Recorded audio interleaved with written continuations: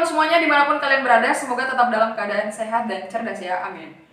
Jadi video kali ini sebenarnya masih ada hubungannya dengan video sebelumnya tentang tips menguasai bahasa Inggris untuk pemula.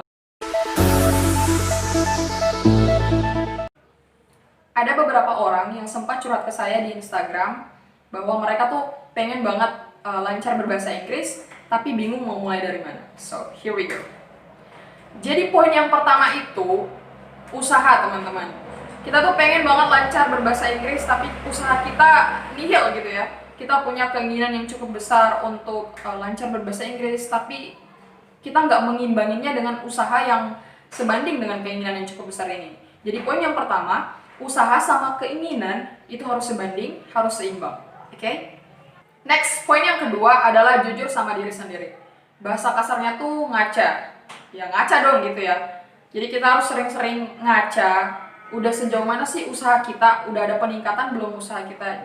Jangan hanya kita terobsesi untuk menguasai bahasa Inggris, untuk lancar bahasa Inggris dengan secepatnya, tapi usaha kita ya gitu-gitu aja. Kemudian yang ketiga, jangan pernah merasa puas. Teman-teman semuanya, ketika kita sudah mengetahui celahnya untuk menguasai dan lancar berbahasa Inggris dengan cara cepat, kemudian kita praktek terus setiap hari, jangan pernah merasa puas. Karena ketika kita merasa puas, kita bakal berhenti, dan apa yang akan terjadi? Lidah kita bakal kaku untuk berbicara bahasa Inggris, untuk memulai lagi, dan ya seperti itu yang terjadi. Jadi jangan pernah berpuas diri untuk belajar skill apapun itu, terutama bahasa Inggris. Nah, yang terakhir, cari sesuatu yang kita suka. Teman-teman semuanya, hal yang paling mendasar untuk menguasai bahasa Inggris, untuk lancar berbahasa Inggris tuh kita harus menguasai bahasa Inggrisnya itu dulu. Oke? Jadi selanjutnya yang kita lakukan, yang akan kita lakukan adalah kita harus mencari sesuatu lainnya yang masih ada kaitannya dengan bahasa Inggris, kemudian kita harus menyukainya gitu, teman-teman. Misalnya, kita menyukai nonton MotoGP.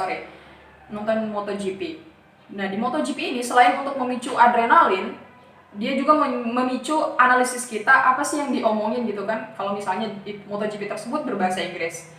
Jadi, kita harus mencari hal-hal yang kita sukai, yang masih ada kaitannya dengan bahasa Inggris ini, penguasaan bahasa Inggris ini.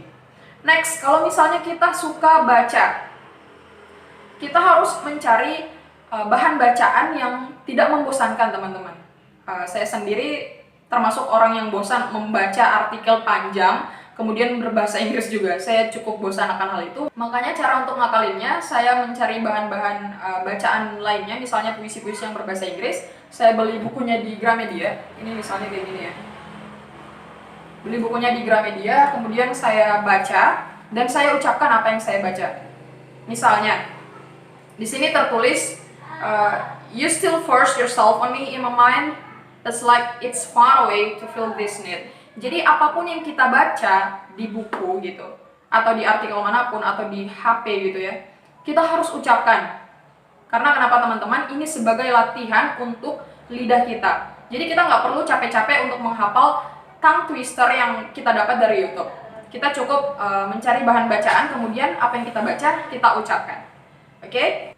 Poin terakhir tentang speaking. Teman-teman semuanya, untuk meningkatkan skill speakingnya kita, nggak perlu lah ya kita susah-susah nyari bule, terus pas ketemu bulenya, nggak perlu. Karena sekarang masih banyak banget orang Indonesia yang juga sangat terobsesi untuk berbahasa Inggris. Jadi teman-teman semuanya, biar kita dapat partner secara nyata untuk mendapatkan feedback, meningkatkan skill speakingnya kita dalam berbahasa Inggris, silakan cari forum-forum online atau diskusi-diskusi online yang membahas tentang bahasa Inggris, juga kelas-kelas bahasa Inggris tentunya.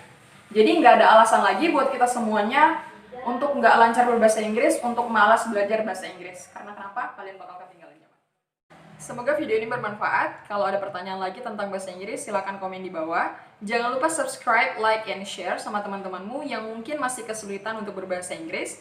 Juga jangan lupa tekan tombol loncengnya, biar kamu jadi yang paling pertama tahu kalau saya update video.